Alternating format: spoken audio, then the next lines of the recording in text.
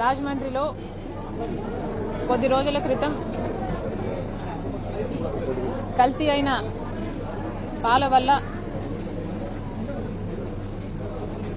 11 మంది చనిపోవడం జరిగింది. ఇంకా చాలా మంది అఫెక్ట్ అవ్వడం జరిగింది. వాళ్ళని చూడడానికి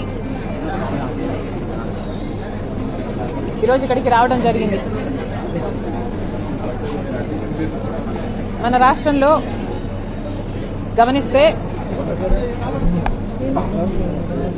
పాలు కల్తీ, నెయ్యి కల్తీ, మద్యం కల్తీ,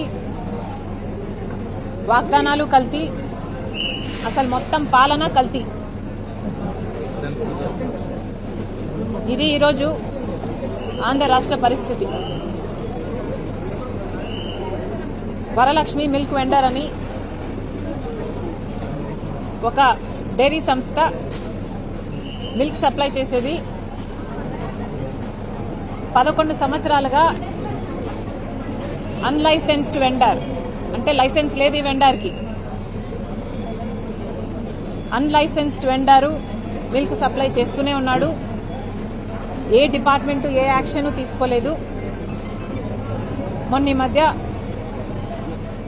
ఇథిలిన్ గ్లైకాల్ అని కూలెంట్కు వాడే ఒక కెమికల్ మిల్క్లో కలిసి ఏకంగా 11 మంది చనిపోవడం జరిగింది.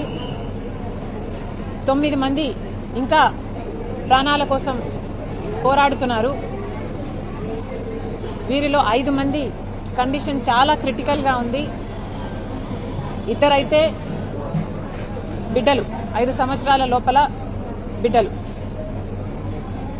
ఇది ఎంత షాకింగ్గా, ఎంత భయంకరంగా ఉంది అంటే వినడానికి కూడా ఇది నిజంగానే పాల వల్ల ఇది జరిగిందా అని ఆ పేషెంట్లను చూస్తుంటే వాళ్ళకి ఏ మెడికల్ హిస్టరీ లేదు. ఇంతకు ముందు శుభ్రంగా ఉన్న ఆరోగ్యాలు కూడా డయాలసిస్ ట్రీట్మెంట్ జరిపించుకునే పరిస్థితికి, ఆర్గన్స్ షట్ డౌన్ అయిపోయే పరిస్థితికి, వెంటిలేటర్ల మీద ఉండే పరిస్థితికి వాళ్ళ ఆరోగ్యం ఇలా దిగజారిపోయింది అంటే ఇది నిజంగానే చాలా చాలా ఆశ్చర్యం.